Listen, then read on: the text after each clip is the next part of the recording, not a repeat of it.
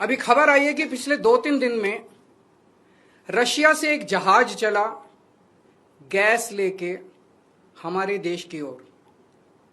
हमारे देश को गैस सप्लाई करने के लिए रशिया से एक जहाज चला। भारत सरकार ने उसको रोक दिया। भारत सरकार ने रशिया से कहा कि हमें गैस नहीं चाहिए।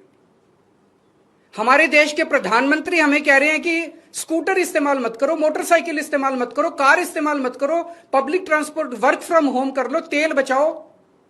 रशिया हमें कह रहे हैं कि तेल की कमी है, गैस की कमी है, फर्टिलाइजर इस्तेमाल मत करो। रशिया हमें तेल दे रहा है, हमें गैस दे रहा है, कह रहे हैं हम तेरे से नहीं खरीदेंगे। क्यों नहीं खरीदेंगे? ट्रंप ने मना किया है। तो मोदी जी ट्रंप के सामने क्यों झुके हुए हैं? 140 करोड़ लोगों का हित जरूरी है कि ट्रंप जरूरी है? मोदी जी की क्या मजबूरी है कि ट्रंप के सामने झुके हुए हैं? मोदी जी ट्रंप की बात क्यों मान रहे हैं? पूरी दुनिया का कोई नेता, कोई देश ट्रंप की बात नहीं मान रहा, मोदी जी ट्रंप की बात क्यों मान रहे हैं? चारों तरफ अफवाह फैली हुई है कि एप्स्टीन फाइल्स के अंदर मोदी जी का नाम आया, इसलिए मोदी जी डरे हुए हैं। चारों तरफ अफवाह फैली हुई कि अडानी को बचाना है, इसलिए मोदी जी डरे हुए हैं। मुझे नहीं पता क्या कारण है, उनके कोई भी व्यक्तिगत कारण हो सकते हैं।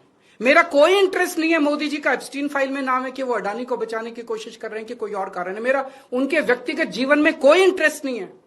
लेकिन मैं मोदी जी को कहना चाहता हूं कि 140 करोड़ लोगों के आप एक तरफ इनको कह रहे हो कि गैस मत इस्तेमाल करो, पेट्रोल मत इस्तेमाल करो, किफायत करो, और दूसरी तरफ रशिया से तेल नहीं खरीद रहे।